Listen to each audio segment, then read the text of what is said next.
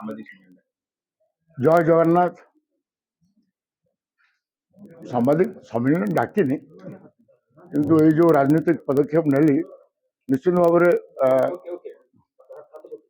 सांबादिक माध्यम रे मु किछि ओडिशावासी को विजु जनता दल मोर समस्त कर्मी भाई भौणी को आज मु कहीं विजु जनता दल छाड़िया को बाध्य हेली से विषय मु किछि कहया को चाहे जनइया को चाहे एवं मते जो भली भाव में भारतीय जनता पार्टी निज दल रे मते सामिल कले मु मो कृतज्ञता जनाऊँगी यशस्वी प्रधानमंत्री नरेंद्र मोदी जी एवं अमित शाह जी को जहाँ को देखा कर सुजोग पाई परवर्ती समय रे तांकर मुख्य कार्यालय दिल्ली रे मत नहीं कि सही सामिल करते जोटे कि राष्ट्रीय अध्यक्ष नितिन नवीन जी थे आमर प्रदेश सभापति मनमोहन सामल जी थे आमर प्रिय मुख्यमंत्री मोहन माझी थे एवं अनेक सांसद विधायक थे एवं राष्ट्रीय अध्यक्ष पाखे जो मु जॉइन कली एवं से अनुभव मोर है कि मु बोधे मो निज घर को फेरी आसिली कहीं कथाटा कहूँ शुणवे मो राजनीति आरंभ हुए एनडीए सरकार सहित जिते 2000 मु विधायक हुए नवीन बाबू विधायक हुंती नवीन बाबू से आंचलिक दल कले विजु ना विजु जनता दल एवं आमे गलु अलायंस रे एनडीए सहित मिसिकी आमे सरकार कलु ओडिशा रे एवं सरकार कलु केंद्र रे मध्य से आमर मंत्री थे अर्जुन सेठी थे मंत्री दिलीप राय थे मंत्री आमर आउ जड़े मंत्री थे अर्जुन सेठी मंत्री थे केंद्र रे एवं पुरी रो आमर बड़ भाई मोर सम्मान पद ब्रज किशोर भाईना तेणु एनडीए रु मो राजनीति आरंभ होईची एवं आज मु एनडीए को फेरीगली तेणु मुझे दृष्टि प्रधानमंत्री को धन्यवाद दूची मते से दल को स्वागत कर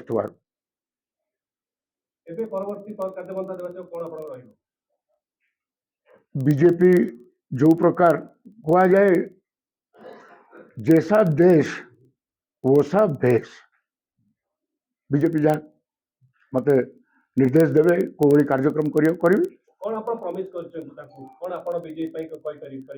देखो गोटे राष्ट्रीय दल 3-4 स्टेट छाड़देले सबू राज्य रे बीजेपी अच्छे एवं राष्ट्रीय दलर एते पावरफुल राष्ट्रीय दलर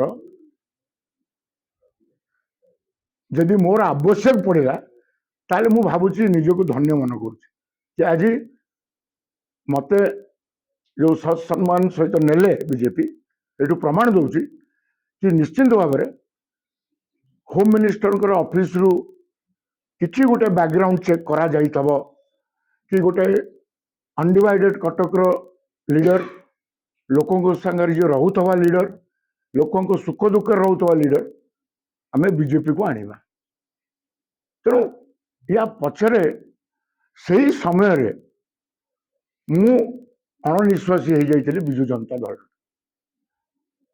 जहाँ को मु मो गुरु मानी जहाँ को बहुत भल पाए नवीन पट्टनायक को तांको मत देखा करदेलेनी देखा करदेलेनी षड्यंत्रटा कौन है मुझे बुझीपारे प्रथम जिते वकफ बिल आसे पार्लियामेंट को आमको निजे नवीन पट्टनायक दीदी थर कही पार्लियामेंट्री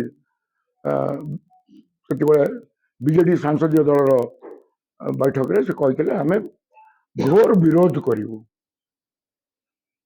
से दिगरे आम गलु से आम अपोजिशन भूमिका था एवं अपोजिशन सहित आम मिसिकी आम विरोध करूँ बोली गोटे संगत आम हेलु राज्यसभा एमती कौन है डिबेट जो चलुची आ मुन्ना खां जो नवीन पट्टनायक तरफ बीजेडी तरफ अभिभाषण रखती से नवीन पट्टनायक को स्मरण करती कि तांको निर्देश रे आज ये बिल को विजु जनता दल घोर विरोध करुच्ची किंतु ता घंटाई भितर कौन परिवर्तन है जो सस्मित बाबू गोटे ट्वीट कले कि विजु जनता दल निर्देश विवेक हिसाब से भोट दब तापर मोर गोटे भयंकर माने मुझे इंग्लीश रे कहती पांडियन विरुद्ध में बालेस्टिक हो गली माने जमी विश्वोद्गार करते जोर रे से लोक को मुझे नवीन को यह बुझा चाहिए ये लोकटा को छाड़ू से सन्यास नहीं सी आ न फेरु फेरिले विजु जनता दल काल हो परवर्ती समय से लोक फेरिले परिचालना कले एवं आउ नवीन पट्टनायक एमपी आमर सांसदीय दल बैठक बंद करदे नवीन निवास को मत छाड़े तेणु नवीन निवासटा हूँ नवीन घर से घर उपर किए कब्जा कर देवाशीष सामंतराय को एंट्री ना बहुत कष्ट देला जिनसटा सर एक कथा नवीन पट्टनायक बुझिले ना नहीं आपण तो बुझी पारिले ना आपण जणे किए ब्रेक रे आज भी तांको क्लोज तांको उदर भी मु अच्छी किंतु तांकर मु एठी गोटे जोड़ी की उत्तर देवी निर्वाचन बेले नवीन बाबू कौन कहते पांडियन मोर उत्तर अधिकारी नुह कहते कि नहीं है आम विश्वास कलु से विश्वास रे चल जो दिन गोटे ट्रस्ट गठन करागला बिजू नवीन इंस्पिरेशनल ट्रस्ट से ट्रस्ट रे 100 कोटी टंका एवं नवीन बाबूंकर दिल्ली निवास जोटा कि बिजू बाबूंकर घर से ट्रस्ट ऑफिस हो ट्रस्ट को पड़ेगा एवं किए रहिले सभापति भैरव पांडियन तांको सहित आउ दुई जन किए रहिले संतृप्त मिश्र एवं अशोक परिया ये माने कौ दिन बिजू बाबू आदर्श रे कि बिजू बाबू जानी ना बिजू बाबू पे लड़ाई कर जो जिनसटा है मोर गोटे मन भर आसला कि बिजू बाबू लेजेंडरी बिजू बाबू जहाँ को आम कौ कलिंग पुत्र कलिंग षंड बोली कौ स्मृति जोटा कि घर अच्छी एबे अब्दुल कलाम आजाद रोड रे आगुरी था औरंगजेब रोड बिजू बाबू स्मृति को यदि यही तीन जन को टेकीदे आ कौन मूल्य रहा ये दल तो बिजू बाबू को सम्मान दे पार्लानी से दल में कहीं रही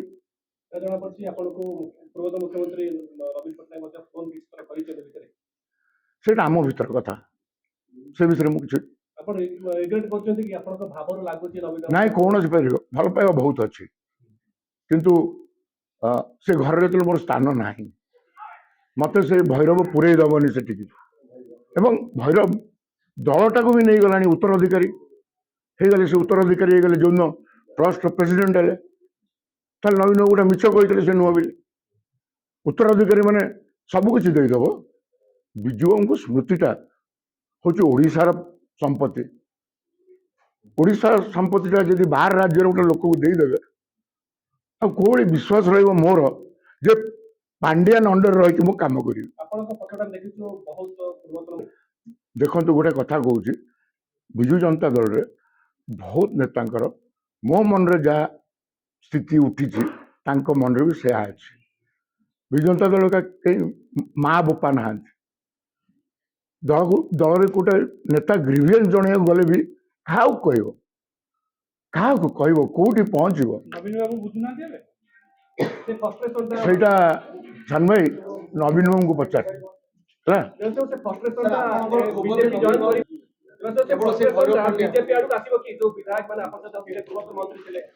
शुण से सब प्रतिष्ठित राजनीतिक परिवार से पिला माने निज डिसीजन नहीं जानी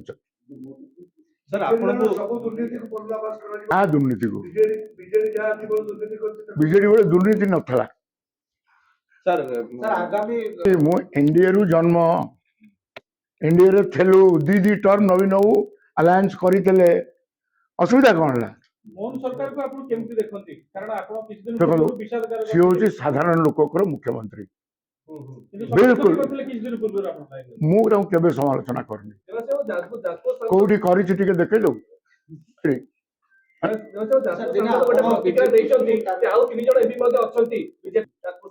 ସେ ଏମପି ମାନେ ତାଙ୍କ ନିଜ ଡିସିଜନ ନେବେ। ମୁଁ ସେ ବିଷୟରେ ଟିପ୍ପଣୀ ରଖିବାର ଆବଶ୍ୟକ ନାହିଁ। ବିଜେପି କୁ ଟାର୍ଗେଟ କେତେଟା ଉଦାହରଣ ନବ ଓଟିଭି ଗୋଟେ ଦିନ କୁହନ୍ତୁ ଏବେ ଭତ୍ରୁରୀ ହଉ ଛଅଥର କୋଉଠି ସିଦ୍ଧାନ୍ତ ମହାପାତ୍ର କୋଉଠି ଆଉ ଏବେ ତ ଛାଡ ବହୁତ ଅଛନ୍ତି। କିନ୍ତୁ ନୈତିକ ସାର୍ ଅନେକ ଏବେ ତା ସାର୍ ବସେ ସେଠି ପାର୍ଲାମେଣ୍ଟରେ ବସୁଛନ୍ତି ସାର୍ ସିଏ କହୁଛନ୍ତି ଆପଣଙ୍କ ସ୍ୱାର୍ଥ ଏ କଥା ଶୁଣି ସାରନ୍ତୁ। ମୁଁ ଯେତେ ବିଜୁ ଜନତା ଦଳକୁ ପ୍ରଶ୍ନ ପଚାରୁଛି ତାର ଉତ୍ତର ଦିଅନ୍ତୁ। ମୁଁ କୋଉଠି ବେପାର କଲି? ଆରେ ମୁଁ ତ ଖାନଦାନୀ ବେପାରୀ। ମୋ ଜନ୍ମ ବାହାଘରୁ ମୋ ବାପା ବେପାର କରୁଥିଲା। ମୁଁ ଜାଣିପାରୁନି 20 କୋଟି ଟଙ୍କା ଲାଗେ ମୁଁ ପଳେଇ ବିକ୍ରି ହେଇଯିବି। ଆରେ ବାବା ନିଶ୍ଚିତ ଭାବରେ ସେମାନେ ମୋ ବିରୋଧୀ ଦଳ। ଏବେ ଆଗରୁ ଥିଲେ ମୋ ବିରୋଧୀ ଦଳରେ। ମେୟର କହିଛନ୍ତି ଆପଣ ଅଳିଆ ସଫା ହେଇଗଲା ମେୟର ଆଗେ କଟକର ଅଳିଆ ସଫା କରନ୍ତୁ, ତାପରେ ଅଲଗା ଅଳିଆ କଥା କହିବେ। ଦେଖନ୍ତୁ, ଖାଲି ତିର୍ତ୍ତୋଲ ନୁହଁ, ଜଗତସିଂହପୁର ଜିଲ୍ଲା ଏତେ ଖୁସି ମୋର ଏଇ ଡିସିଜନ ନେଇକିରି। ଆଜି ମଧ୍ୟ ଅନେକ ଲୋକ ସେ ଅଞ୍ଚଳରୁ ଆସିକି ଭେଟିକି ଗଲେଣି। ତେଣୁ ଗୋଟେ କଥା କାଲି ମନମୋହନ ସାମଲ କହିଥିଲେ ଜଏନିଂରେ, ଏବଂ ତାଙ୍କ ରାଷ୍ଟ୍ରୀୟ जनरल सेक्रेटरी अर्जुन सिंह भी कहते कि अनडिवाइडेड कटक के देवाशीष सामंतराय एक बड़ा नेता है। तेणु अनडिवाइडेड कटक रे कौन हम स्थिति टिके देखिबा आगामी दिन। କଥା ବିଜେଡି ବୁଝି ପାରିଲାନି, ଆପଣ ବୁଝିପାରିଲେନି। କଥା ହେଇଛି କଣ, ମୁଁ ଗୋଟେ ସମସ୍ତେ ଜାଣିଛନ୍ତି ଦେବାଶିଷ ବାବୁ ଟିକେ ସ୍ପଷ୍ଟବାଦୀ। ଆଉ ମୁଁ କଣ କେତେ ସିନିୟର ଲିଡର ଅଛନ୍ତି, ମୁଁ ତାଙ୍କ ନାଁ କାହିଁ ନେବି? ବିଜେଡିର ଗୋଟାଏ ସିନିୟର ଲିଡର ନାଁ କହିଲ, ଯିଏ ଏ ଦଳର କୌଣସି ଡିସିଜନ ଭିତରେ ତାଙ୍କୁ ସମ୍ମାନ ଦିଆଯାଉଛି ନା ମୁଖ୍ୟଙ୍କ ପାଖରେ ସେ ପହଞ୍ଚି ପାରୁଛନ୍ତି? ପ୍ରତାପ ଜେନା, ଦେବୀ ମିଶ୍ର, ଏମାନେ ସବୁ ଏମାନେ ଶୁଣ, ଦେବୀ ମିଶ୍ରକୁ ଗୋଟେ ସିନିୟର କହିହବ। ଆଉ ପ୍ରତାପ ଜେନା ବି ସାନ ଭାଇ, ମୋର ଇଏ କହିବାର ନାହିଁ। କିନ୍ତୁ ଆଜି ପଚାରୁଛି ପ୍ରସନ୍ନ ଆଚାର୍ଯ୍ୟ କାହା, ଏଇ ସିଂ କାହାନ୍ତି, ଫାଉଣ୍ଡର ମେମ୍ବର ମାନେ କାହାନ୍ତି? এই দଳର ଫାଉଣ୍ଡର ମେମ୍ବର ଆଉ କେତେ ଜଣ ଅଛନ୍ତି ଦଳରେ? এটা ଦଳ ଭିତରେ ଠିକ ନାହିଁ। ବିଜୁ ଜନତା ଦଳର ମୋର ସାଥୀ ମାନେ, ଭାଇ ମାନେ ଅନୁଭବ କରନ୍ତୁ କି ବିଜୁ ଜନତା ଦଳ ଏଇଟା ଭଲ ଭାବରେ ପରିଚାଳିତ ହଉନାହିଁ। ଇଏ କିଛି ଦିନ ପରେ ବିଜେଡି ହେଇଯିବ, ପାଣ୍ଡୁ ଜନତା ଦଳ। ଆପଣଙ୍କର ଚିରାଚରିତ ପ୍ରତିଦ୍ୱନ୍ଦ୍ୱୀ ବିଜେପି ଥିଲା, ବିଜେପିର ଲୋକମାନଙ୍କୁ ଏବେ କେମିତି ବୁଝେଇବି ଭାଇ? ମୁଁ ପା ଏନଡିଏ ପରିବାରରୁ ଜନ୍ମ ହେଇଛି, ବିଜେପି ସାଙ୍ଗେ ସମ୍ପର୍କ କେମିତି ନାହିଁ? ଆଉ ବିଜେପିର ଯିଏ ବି କର୍ପୋରେଟର ହୁଅନ୍ତୁ, ଯୋଉ କୌଣସି ବି କର୍ମୀ ହଉ, ମୋ ସାଙ୍ଗରେ କାହାର ଅପଡ଼ କି? କଟକ ରାଜନୀତି ଜାଣିଛ ତ ସମସ୍ତେ, କାହା ସହିତ ମୋର ଅଚଳ? ଯେତେବେଳେ ବିଜେଡିରେ ସିଏ ଥାଇକିରି ବିଜେଡି ବିରୁଦ୍ଧରେ କହୁଥିଲେ, ସେତେବେଳେ ମୁଁ ତାଙ୍କୁ ବିରୋଧ କରୁଥିଲି। ପ୍ରଭାତ ବିଶ୍ୱାଳ, ଏବେ ପ୍ରଭାତ ବିଶ୍ୱାଳଙ୍କ ନାଁ ଚର୍ଚ୍ଚା ହଉଛି, ସିଏ ପୁଣି ବିଜେପି କି ଆସିବେ। ଆପଣ ମାନେ କେମିତି ସବୁ କାମ କରିବେ? ବର୍ତ୍ତରୀ ମତ, ଆରେ ଶୁଣ ଭାଇ, ପ୍ରଭାତ ବିଶ୍ୱାଳ କେମିତି ବସିବେ ଗୋଟାଏ ଜାଗାରେ? ଦେବାଶିଷ ସେ କେତେ ଦିନରୁ ଗୋଡ ଲମ୍ବେଇକି ବସିଛି ବିଜେପି ଯିବି, ତା ଭିତରେ ତାକୁ ନଉନାହାନ୍ତି କାହିଁକି? ତା ଭିତରେ ଆପଣ ପଳେଇଲେ, ତାକୁ ତ ନଉନାହାନ୍ତି। ସଂଗମାଗ କଲା, ଲୋକ ଡାକିଲା, ବହୁତ ନାଟକ କଲେ। କଣ ହେଲା ପରେ? ମୁଁ ସେ କଥା କହିପାରିବି, ତାଙ୍କ ଇଚ୍ଛା। କୋଉ ଜଗନ୍ନାଥ ଚାହିଁଲେ ଯିବି। ସାର୍ ଆପଣଙ୍କ ଇଚ୍ଛା କଣ, ରାଜ୍ୟସଭା ରହିବେ ନା କଟକ ରାଜନୀତି କରିବେ, ଓଡିଶାରେ ରାଜନୀତି କରିବେ?